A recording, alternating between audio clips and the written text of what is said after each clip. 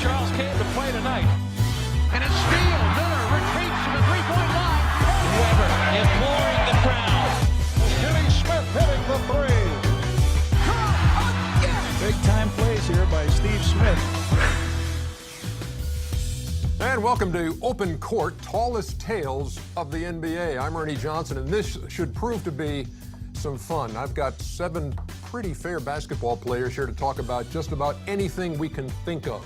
And to introduce the panel, we got a 4-time champion, Shaquille O'Neal, the newest member of the Turner sports family. Hall of Famer, Dream Teamer, Charles Barkley is here. Hold your applause. One of the all-time great clutch shooters in NBA history, Reggie Miller, part of our 7-member panel. A 5-time All-Star and former Rookie of the Year, Chris Webber. In 14 years, he was an All-Star and NBA champion, Steve Smith. 5-time NBA champion with the Bulls and the Spurs, Steve Kerr. And finally, 2-time NBA champion and Shaq's favorite bum, Kenny, the Jet Smith. These men have a lot in common, including memories of their very first day in the NBA. Philadelphia 76ers select Charles Barkley of Auburn University. Ooh. Actually, that style is back. No, it ain't. That's so old, it's back. Eddie Johnson barrels down the lane. With the Army, didn't he? Block foul. They're going to score, though. The Sacramento Kings select Goodness Smith gracious. from North Carolina. Still 10 on the shot clock. Kenny Smith. What kind of pass was that? He didn't catch that, man. Little Willis, Come on, man. Willis like, You got 2 legends fired. Reggie Miller of UCLA. oh man, look at this. Reg, I had that couch. You still have that couch. I like that couch. still have that couch. Thing about that couch, you can waste a lot of food on it, nobody will notice. Number 50, the Phoenix Suns select Steve Kerr, University of Arizona. The 104 Suns.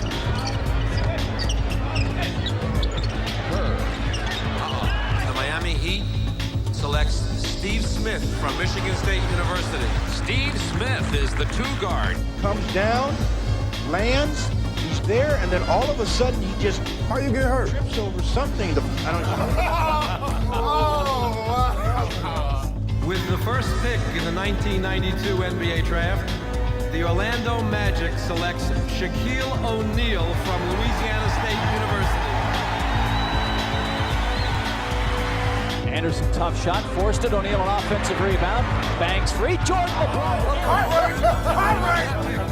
That was Jordan. 1993 NBA draft, the Orlando Magic select Chris Webber. Yeah, Shaq. That wasn't me. That was Shaq made the phone call 5 seconds later. No, we don't know. Has traded the draft rights to Chris. That's nervous. You know, you trying not to show your nervousness, but you showing it in every movement. Here comes Webber in the open court. Webber. Move, Kenny, move, Kenny.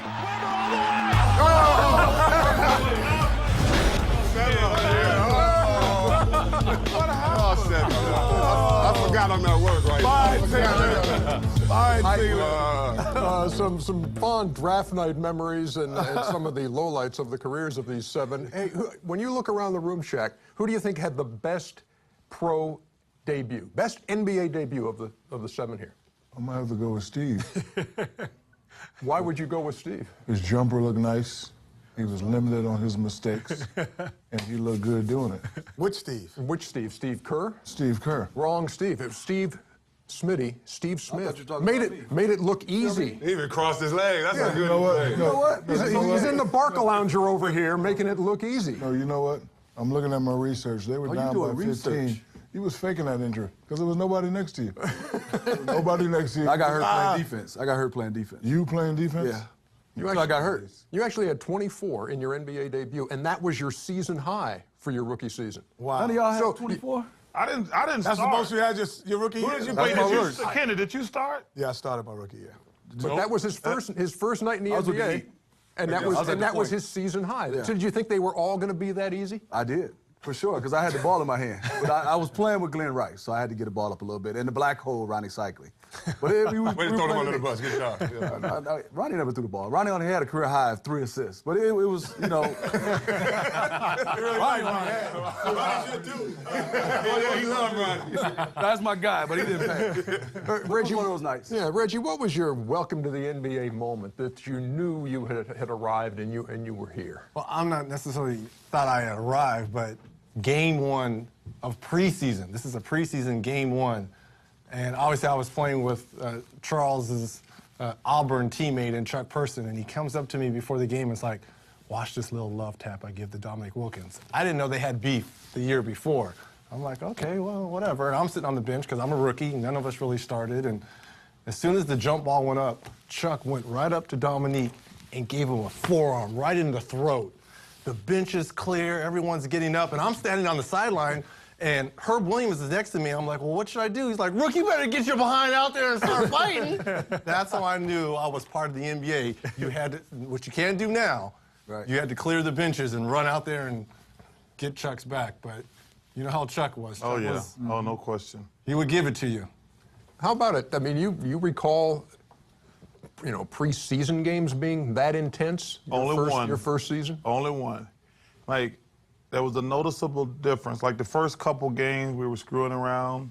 I was really nervous playing with Doc, Moses, Maurice Cheeks, Andrew Toney, Bobby Jones, and those guys. And the first 3 or 4 games were, you know, you're just trying to break a sweat and work on your stuff. And then we played the Boston Celtics. And you could just, I was like, wow, this is different. The locker room was quiet. And then a fight broke out during the game between Dr. J and Larry Bird. And it let me know, like, that was hatred between the Sixers and the Celtics. I mean, it was unbelievable intensity in a preseason game. For all of you, I mean, when you reach this level, you're in the NBA. It's been a dream, I'm sure, when you're going to YMCA games at, you know, 8 o'clock in the morning and that kind of thing, and you're always thinking, boy, I'm playing the NBA someday. How does that feel when you finally realize that, Shaq? Man, you know, for me, it was fun, you know, because I grew up watching all these old-timers on this panel, except for Chris. But, you know, it was fun. You know, I said to myself, I made it. But, you know, the funny thing for me is I didn't know the difference between preseason and the regular season. So when I first got to the Magic, I was playing all out preseason, and Scott said, hey, man, calm down. The season ain't start yet.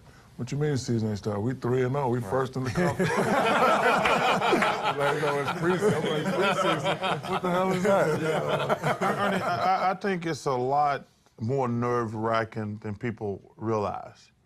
Because what you did in high school, like, okay, all of us are the big men in high school. But then when you go to college, you're back to zero. I mean, you go back to zero. And then it's even worse when you get to the pros. Because like I said, I didn't start. I was the number 5 pick in the draft, and I wasn't even really getting to play a lot in the beginning. But it's very nerve-wracking. And there's certain things that people take for granted. Like, number one, it's kind of like you're an alien. What I mean by it is they come and pick you one day and they drop you off in the city. So first thing you have to do is find a place to live. Is Philadelphia bigger than Leeds? just in that one little area. Ernie, you know what's something that's funny? You said that learning your way around these cities and trying to get there for practice in the morning or go out and get a meal. Were you late a couple of times to practice? Well, first of all, it took me a while because you're not getting paid. So they pick you up like the first week because you really go right into training camp. And then most places you go somewhere. So it was very nerve-wracking, and then when I finally got a car, you know, man, I just drove around trying to figure it out the first couple days, and it is hectic. The biggest thing to me is there's two different things. There's when you first hit the playoffs, but then when you first actually be a rookie. Because all of us, when you're in college, if you have a good game, that means your team is pretty much either going to win in college or going to be close to winning, because you're dominating the game. I just remember my first time having a really good game in the NBA, and I'm looking up, and I got like 23 points going into halftime, and we're down 11 or 14 points. So the first time in your life that you couldn't really impose everything on the will of a game, and you go, wow, this is how great these players are, that you're not the opposing force no matter how great you're playing. Steve, what was that first year like? You're playing for for Cotton? For Cotton Fitzsimmons. Yeah. You know, my experience was totally different than these guys because I was a, late second-round pick. I didn't know if I was going to make the league. I was on a non-guaranteed contract. And I'll never forget one of my first exhibition games, we played the Bulls. And I was just trying to make the roster. And Michael Jordan gets the ball right in front of our bench. And I'm already scared to death. Like, God, I hope I don't get into this game. I'm not ready for this stuff. And he holds the ball out. He holds the ball out, and he looks right at me. And I'm on the bench just kind of like, he holds the ball, and he goes, watch this. And he turns, and he went right around Dan Marley, bam, dunks it, looks back at our bench, and just starts laughing. And I'm looking like, there's no way in hell I can ever make the league. Now I really don't want to. I thought he looked at you and said, 10 years from now, I'm going to throw this to you. Yeah. 10 years from now, be ready. I know I struggle, Ernie, I struggle with downtime.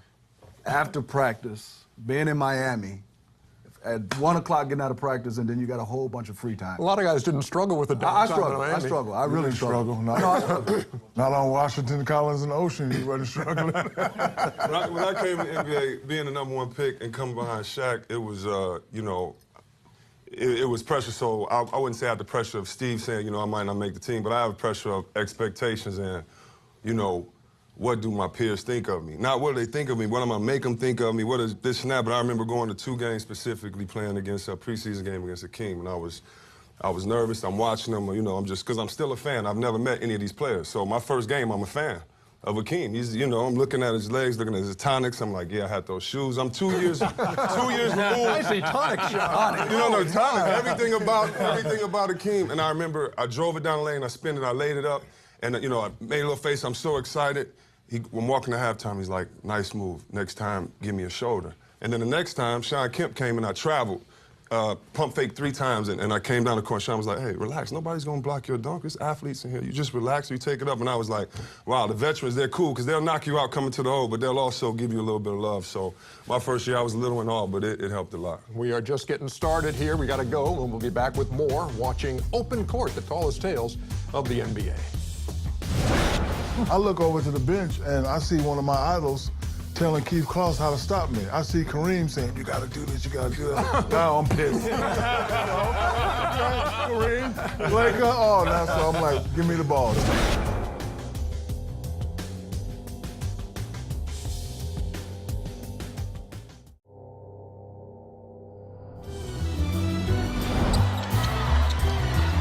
Miller for 3, and he got it. And it's 105-102. Shell on his own. And a steal. They're back. Retreats to the three-point line. Into the gap. Nice, Smitty. Couple of Motown moves. Wait, nice. Straight Mason. I think Charles came to play. It's like Chris Gallen, everybody highlights. Yeah, 60-something? How many? 58. 58. This is a playoff game? Yeah.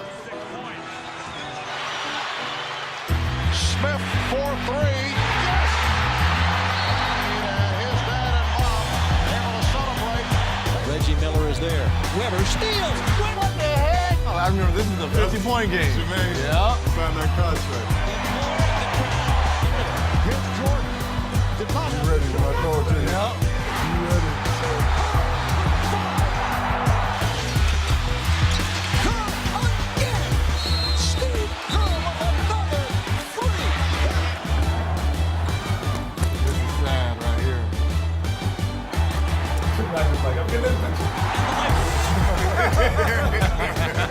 All 4 pitches. Talking about great nights in the careers of all 7 of these players. The last image we saw there was you, Shaquille. And I don't know if when you consider your greatest nights, if it's a team thing or if it's an individual thing, but as a member of 4 championship teams and also a guy who has scored 61 points in a game, how do you classify it? I'm gonna have to go with the individual thing, and that probably was my best game. That night, it was my birthday, and we had a party. So, usually I go home. Before or after the game? No, after the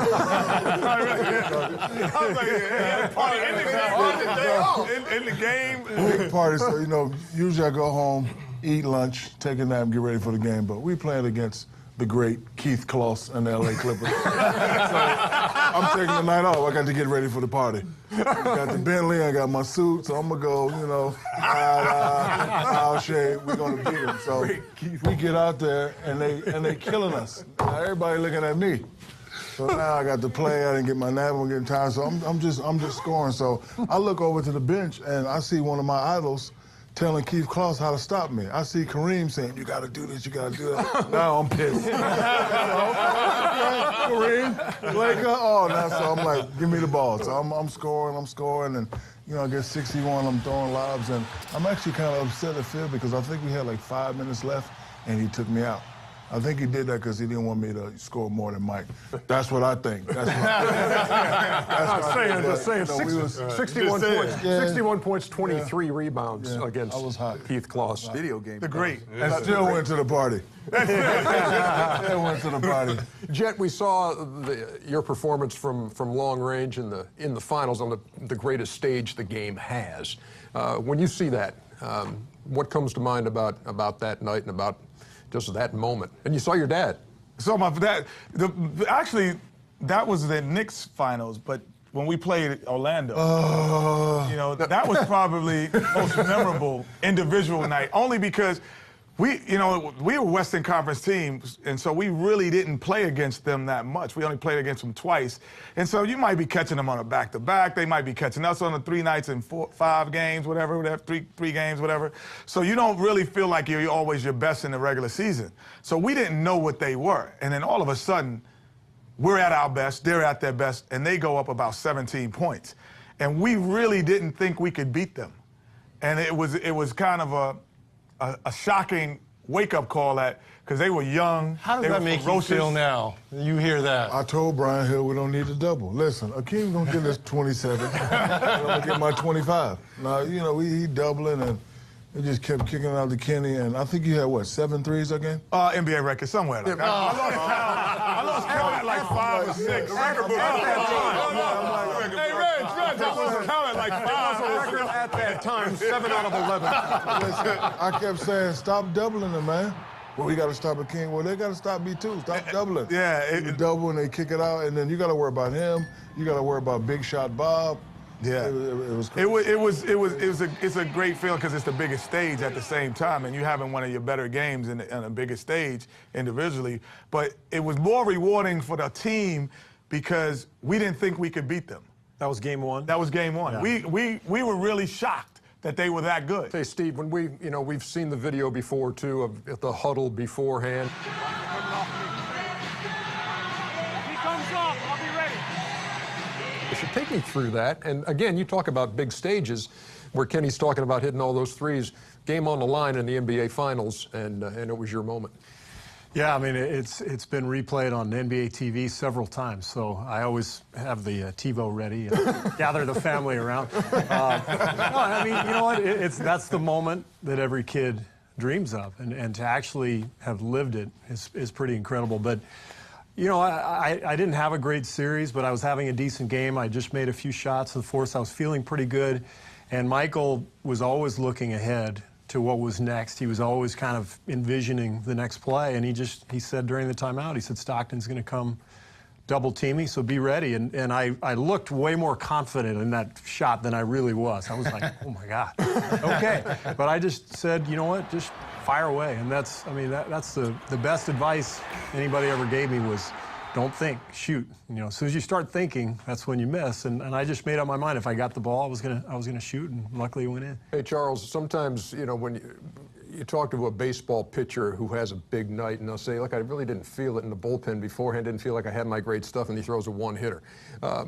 Is there any way to foretell a 56-point night? No. First of all, that wasn't my best game. That was the night I scored. Oh, excuse me. Best numbers. No, that was the best. No, I'm saying that was best numbers. I'm saying that was the most points I scored in the game. But I actually personally think Game 7 to get to the finals is the best game I ever played. I had 44 and 24. That actually, the game against the Warriors was only a first-round playoff game. But to get to the finals, I remember it was Game 7s are no joke. But to get to the finals for my first time and to score 44 and 24, that's the best game I ever played. The game against Webb and those guys was just revenge. That was by Byron Houston. We that told was Coach, about don't let revenge. Byron Houston check the check. Like, no, he's strong. He's like, he's 6'1". Don't let him check. Don't let him check Big Chuck. Because that game was so funny because I remember Byron Houston. Yeah, no, and I remember I went to the bench and I says, "You're not gonna double me?" He says, "Nope." Because I had a triple-double. I think that was game 3. So I had a triple-double game 1. I had about 8 assists in game 2. So Nelly says, "We're not gonna double you tonight." I says, "You're not?"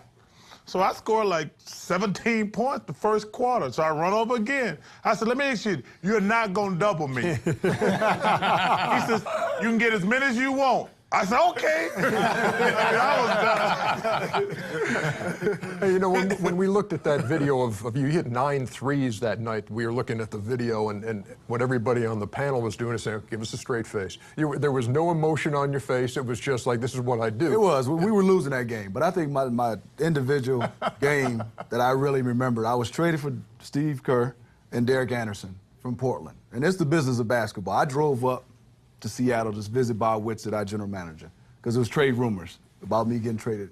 And he said, "Oh, no, Steve, you're not going anywhere." The next morning, I was traded. Wow. So, Kenny, I marked that game when we went back to Portland. I was 8 for 8 from behind the line, and I was really mad at Pop. I remember. Mad at Pop because he took me out, Rich. I wanted that. Let me have that game. 8 for 8. I got a tech because I was going at Bob Whitsitt, the general manager. You were glaring at it. He was I went at it. He was sitting with Paul basket. Allen, and every time I hit a shot, Reg, I kept looking at it. That was the game for me because I had X'd that game because he had told me you wasn't get traded, which that's the business. By the time I got back home from driving to Seattle, he traded me the next morning. Wow. We looked at your 51-point game. I don't know who was in that video more, you or Reg. Thanks, Ernie. It did come against the Indiana Pacers. What do you remember about that night? I remember the whole night. I remember I usually wasn't late for games. I tried to get to the game. You know, it's an hour and a half. I wanted to get there like an hour 10 and get in my own space. In this game, I was later than that, and I, just wasn't feeling it. I grew up, Isaiah Thomas was one of my favorite players from the Pistons. He was the coach. Reg, one of my favorite players, and Jalen, I just remember being uncomfortable, the game, getting there late, not feeling good, and then during the game, it just all came out, kind of how you said, the picture. I didn't have any type of feeling. I knew I took a lot of shots, but I remember I kept missing layups. So I remember took a lot of shots. No, Steve, I promise you, Steve, if you look at that game, I don't know how many shots I took, probably 1 million. I guarantee you I missed 13 tip-backs. I guarantee you I had to miss 10 layups that night. So I just remember that, had a lot of energy, took a lot of shots. We'll save that. We'll save the day at the Garden for last here, Reggie, because when we look at that video and everybody, it means something to everybody here. I mean, and they all look at it and say, man, I can't believe that was, it's 8 points in 8.9 seconds or whatever, however you break it down. But did you know that ball was going in? Do you know those balls are going in? It's almost like you knew. Just give me a shot at it, I will make it. Well, a lot to what Steve said. For shooters, you just shoot, you don't think. And basically, you're just reacting in that situation. But, I mean, that's the 8 points in 9 seconds, whatever, is the great game. But to me, what's more memorable was the 25-point quarter I had against the Knicks in the conference finals the year before in '94. There's Miller, swings away, and hits. Reggie Miller is on fire. Miller open again. His foot on the line. That's a two-pointer. Reggie Miller giving the choke sign to Spike Lee. We're all talking about games. Yeah. The choke sign. Choke sign. It's the playoff games, and most of these, what we're talking about, are playoff games, which everyone is alluding to, because obviously that's when the pressure is probably at its greatest, and you've got to play your best. So that's what you try to remember the most. You ready? You know what's interesting about that game? We had the next TV game, so we all had to leave for the game. When we got to the game, we said, man, the Knicks beat the Pacers today. I'm like, what are you guys talking about? They're like, the Knicks won the game. They're like, you didn't see the last couple seconds? Reggie went crazy. They were like, no, the Knicks won that game. We had to go back and look at the highlight, and we were like, that's unbelievable. And a footnote to this entire segment, the field goal attempts for Chris Webb. I figured you were going to say that. 47. Oh, he shot 47 You just heard two of the best shooters in the game say. Don't think about it, let it go. I wasn't thinking that night. And that's the reason that he is shot 50%. He is still 50%. Still icing the right shoulder, even as we speak. 40. Back with more Open Court after this. That's a feat in itself. Doug walked away, so Keith got up running, Reg. Full sprint. And Doug knew he was coming and turned and tagged him. Pat was showing that tape. You guys are not tough. You're not fighter. Look at Keith asking. Udonis like, hey, coach. Hey, coach, Keith getting his ass whooped.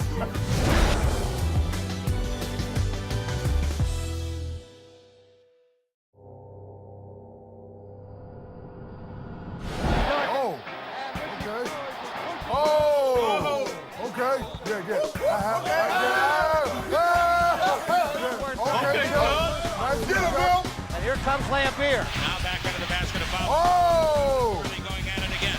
Uh-oh, get him. And a foul. Oh! Damn, you did that to OT like that? Yeah, watch out. Who got the better of that? Nobody got the better of it. It wasn't a real fight. What it was a barbershop moment, and let me explain. He hit me with the ball. Now, if I didn't do nothing back, I can't go to no barbershop in America. Right? They're gonna be like, man, you got punked by y'all. So when he did it, I'm thinking about our mothers, because our mothers are best friends. So I'm like, and I'm thinking, but I'm like, oh, hell no, I can't let this go. Shaq, that punch that you threw had some pretty evil intentions. If that had connected. He misses a lot. But look, my theory on that fight was, Ernie, okay. All you got to be is 15 feet away. I don't want to fight Shaq. My thing was, okay, I had to make a quick decision. Let me just get him, then they're going to break it up. Because they're not, it ain't like, people always talk about fights. It ain't like they're going to let you go at it like hockey. I mean, I said, I just got to get to his body, because if he stand back and punches me, he got a huge advantage. So I was just trying to get to his body. When he swung at you and you closed your eyes. I didn't close my eyes. Was that just speed frame? Okay. No, rock 'em, sock 'em, robot. Oh, okay. I got to tell you a funny story about tough guys, though. So I missed my rookie year. And they had, you saw Maurice Lucas and Darryl Dawkins going at it. So Maurice Lucas knocks the hell out of me during the game. And I'm a rookie, and I'm like, oh, my God, I'm going to get killed. It hit me, it hurt, and I said, so timeout, I said, Moses, Maurice Lucas just hit me really, really hard. What should I do? He says, hit him back, big fella. Hit him back, hard as you can. I said, what if he kills me? Trust me, big fella, just hit him hard as you can. So we're running down the court like 3 or 4 plays later. I hit him as hard as I could with a forearm shiver. Maurice kind of, he grunges, he bends over a little bit, he run back up the court, he says, just want to see what you're made of, big fella. Wait, welcome to the NBA. And I was like, cool. But a lot of guys will try to intimidate you. They don't really want to fight. They just want to see are you intimidated. Who's the guy that you did not want to mess with? Easy for me. John Long, who was one of my mentors at Indiana. And we used to go over the game plan each and every night of who we were playing against. And one name, and I'm sure everyone's going to agree with me on this, Alvin Robinson was one of the guys. He's like, Reg, whatever you do, don't say a word to Alvin Robinson. Alvin Robinson, yeah. I'm like, come on, man, I'm a rookie. You're a trash talker. Hey, I'm going to talk to anyone. I don't care. I'm trying to, puff my chest. Reg, I'm telling you right now, if you want to be successful in this league, just play the game tonight and don't say a talk word. to Alvin. First down, time down the play. He almost picks up John and moves him out the paint. And I turn to Wayman Tisdale, and I'm like, oh, now I see what he's talking about. Right? From that day on, while I played Alvin Robinson, while he was with Milwaukee, San Antonio, I never said a word to him. Well, I had the guy that everybody was fearful on playing with me, Mad Max, Vernon Maxwell. And the great thing about Max was like, I was his new surrogate brother. So anytime that anybody did anything to me, he would take off on you. So this is about my buddy. My buddy. Hey, wherever I go, he goes. And so I would be behind him. Yeah, Max, that's what we're talking about. Wow. So I would stand behind him. Glad you admit it. But he's the craziest guy in terms of his personality was so different off the court sometimes than it was on the court. And he was the only guy when we played Chicago. We had success actually against the Bulls in the regular season. We only played in regular season, but we had some success because he tried to fight Michael Jordan every time. And every game he tried to fight Michael. And Michael, you know, as tough mind that he is, it really didn't get under him until one day after every fight he would bring his son in afterwards to get his autograph. So Michael says, something's wrong with this guy, Kenny. Right? Like, he fights me every day, and then right after he brings his son in wearing Air Jordan apparel, and he's bringing him in an autograph like he's not right. So I was like, that's right. Like, yeah, we got him, Vernon. We got him. Kenny, you played with Dream, Thorpe. Vernon Maxwell was your bodyguard? Another guard? Another guard, though. But you didn't have a big guy. They didn't mess with Vernon. Like, in practice, no, they didn't mess with Vernon. They would attempt to mess with Vernon. However, Vernon would follow through on the act. So if Vernon said, I'm going to hit you, he would hit you the next play. Vernon says, I'm going to trip you in the air, he would trip you in the air the next. He delivered on his messages. That's why he was the most feared guy. I will say this one thing. Yeah. You talk about teams, we got to talk about the bad boy Pistons.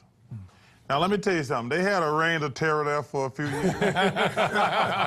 Yeah. When you went to the basket, you were going to get hit like 3 times. I played with guys who were terrified to go near the basket.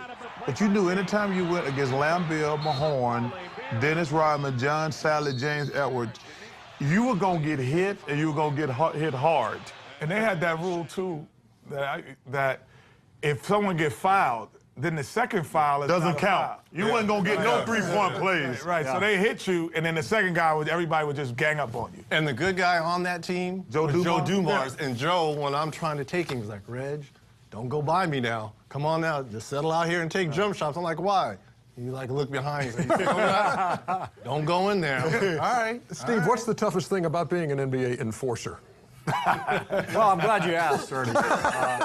You know what I remember? I mean, we saw a lot of those highlights where all these fights happen, and Reggie, you mentioned it. If you're on the bench when all this stuff happens, okay, now you get suspended if you leave the bench. But back then, it was understood as a teammate you had to go out there.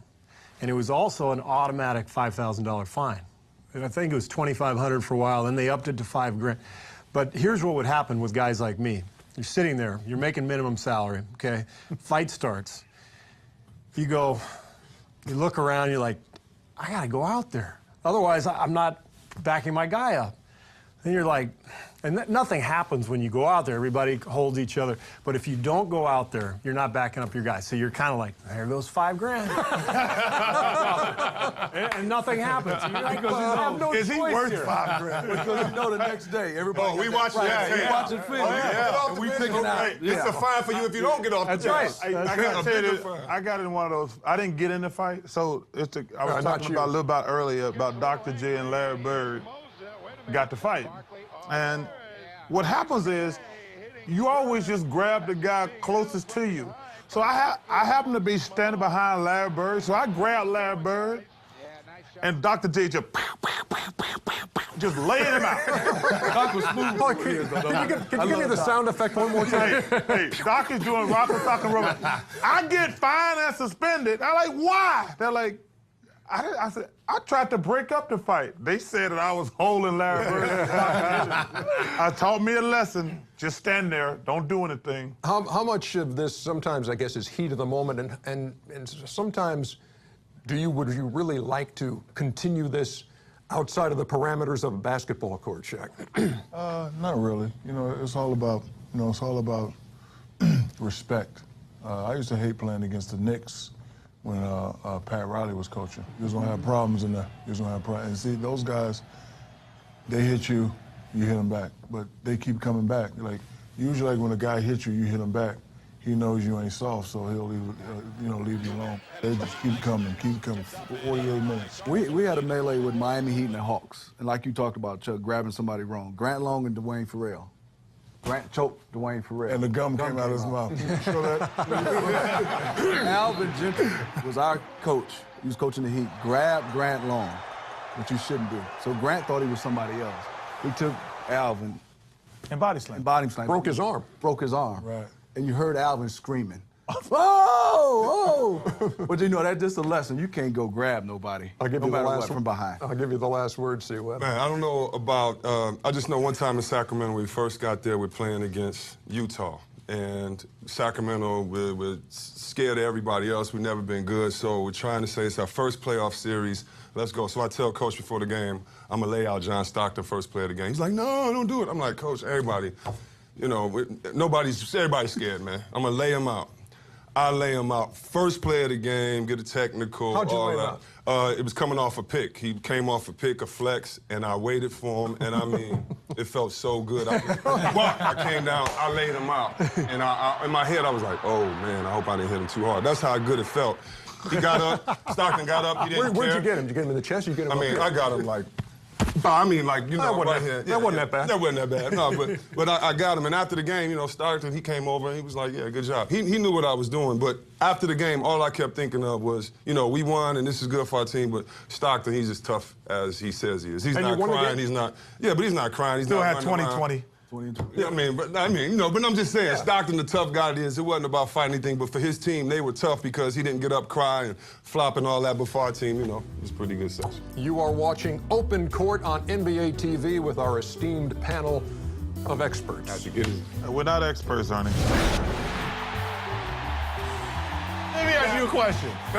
Right now, today, if there was one game, like he was saying, you could not give a team 5 minutes, 5 to 10 minutes, right now, you could not give a team. Oh, not right now, I couldn't. Hell to the no.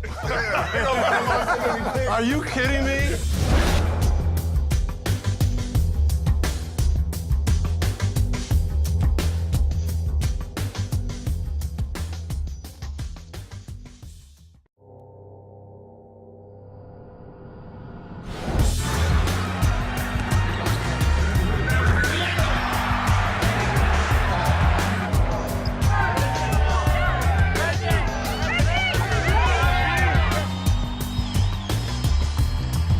Guy, as Kenny said, who hits all the big shots. You're the only one standing up there, man.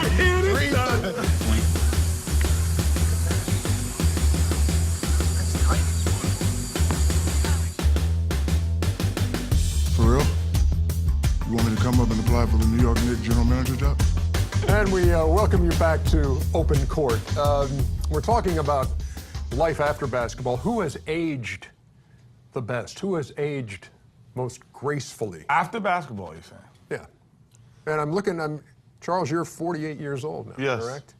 That would make you the oldest person on this about panel. Face or body? In terms of players. Kenny's body under the waist is the oldest up here. Under the waist. What? There's a couple people catching me on this panel. You've aged. Your knees have aged. There's a couple people. If you're going to go by looks, me and C. Webb got that wrapped up really well.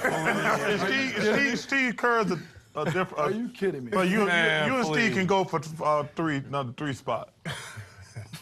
I'll tell you this, if I had to take one guy on the panel to play one NBA game, Reggie Miller. I'm taking Reg. Now he'll be sore and he'll break down the next day, but one game, I think you could play one NBA game. It was relatively recently that overtures were made to you, right, Reggie? No, that wasn't recent. Wasn't there a team in Boston within the last couple of years that thought, hey, maybe, Reg, if you'd like to, you know, do you ever think about that? No, I don't. Just for the simple fact of what Steve said, it's the after factor. Ernie, how close was you, Ray? You would How feel close that. were you? I was close. If Danny would have called in July as opposed to mid-August, late August, I probably would have gave it a better shot because he only gave me 2 or 3 weeks to get in shape. If he would have gave me the Did whole you actually summer, go out and start working out? yeah. And then how did you feel when you were doing, I'm not me? There wasn't enough ice that to put on my body that could have helped me feel any better. listen, it's always amazing to me when people, like, you retire because you can't play. Because playing any sport is so hard on your body. And your body might look the same, like Reggie and Steve, you know, and Steve over here, like, their bodies looked good. But Air don't hit back. When you're just shooting around in the gym by yourself. So your body doesn't look good. But let me ask you a question. Right now, today, if there was one game, like he was saying, you could not give a team 5 minutes, 5 to 10 minutes right now. You could not give a team. Oh, not right now, I could. Hell to the no. Are you kidding me? Jack, you shouldn't be laughing. you got her just running up the court. It's like 1 minute he comes, like he just run. Oh!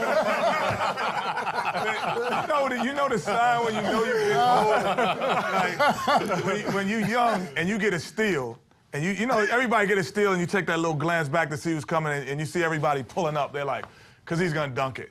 And then about your 8th, 9th year in the league, when you get the steal and you take that picture and everybody's like this. I did exactly that on that play. I remember Jamal Tinsley got the steal, and I remember him flicking ahead, and I did exactly that because you're taught, take a picture. So boom, I got it, I took the picture. Tayshaun was 5 steps behind me. I'm like, I have this in the bag. Couple steps, and I'm going to be there. Could I have finished and dunked at 37? Perhaps. But I'm figuring, look, I'm teaching the kids, I'm just going to lay it up off the basketball. And the next thing I know... Father Time caught you. That's who caught you. All about the kids. As a big man, Chuck, when you know when a guy get old, and you can see it in any big man, but especially when a guy do like this. When you start pump faking and nobody's around you, and you because I started pump faking in my mind, I'm like, what are you pump faking for? There's nobody. I'm like, I could dunk this for these, and I'm thinking, no, he can catch you and block you at the rim. Imagine if you're 6'5". Because, you know, I was talking to Larry Johnson one time about, like, when he lost his explosion when he's 6'5", and I lost mine. I said, dude, these boys big out here. My last year, I had to go to the chiropractor at the end of every week, because I'd be like... I mean, I was pump faking like hell. Remember the time when the rim used to look little? Like, it's slow, ain't it? Like, or you just jump up and catch it for no reason. And all of a sudden, you'd be like, yo, I'm tired of this. You know, Reggie talking about, he thought about dunking. My last couple years, you know, I had to have perfect conditions. I had to be going downwind. I had to get my steps correct just to think about dunking. That door's got to be open to Russell prevailing breeze. Hey, that was my whole career. Do you imagine you are going to miss it this year, Shaq, being away from it for the first time? Not really, because like Chuck said, you just realize you can't play anymore. Like, I can remember times under the basket where I, get my little shimmy move, and I'm like, damn, I go up to dunk it, and I couldn't even dunk it. I couldn't even finger roll. So, I mean, I realized it was over for me, but I'm 39, I'm sexy, I still got booty. Quit stealing. all good, dude. Quit stealing my line. Reg, I remember the play when I knew I was done. I was playing with the Bobcats, and Bernie Bickerstaff had me at the 4. And I went to step out at the 4.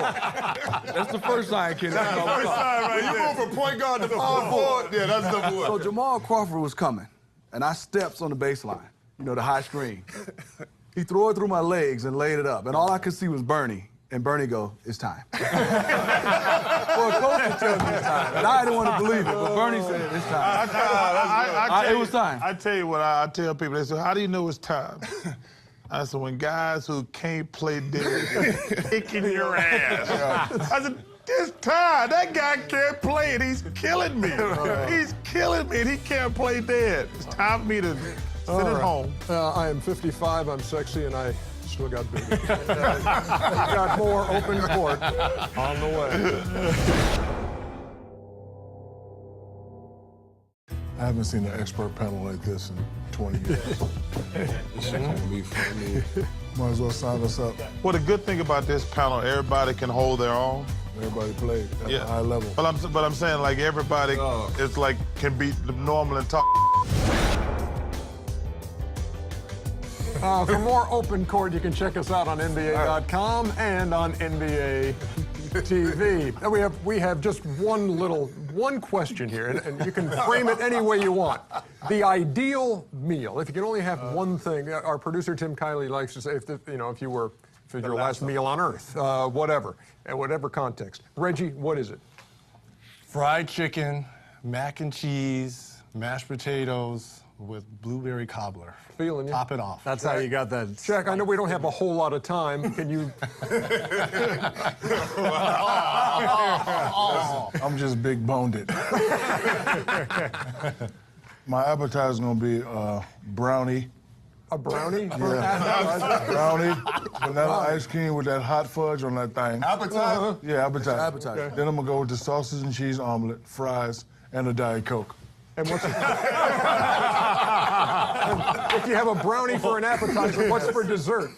No dessert. Okay. No dessert. You don't want to do dessert. It's too much. Yeah, I'm gonna go fried chicken, potato salad, and peach cobbler at the end. Keep it simple. I'm with you. I'm going my mom's fried chicken, Yeah. my auntie's peach cobbler, and some mac and cheese. Not the runny mac and cheese. Oh, you got to have. It got to be the. You got to have that, the sticky, and you the got cake. to have that top that's kind Two of layers, there we round go. and Me and Ernie are. oh, crunchy. I like that too.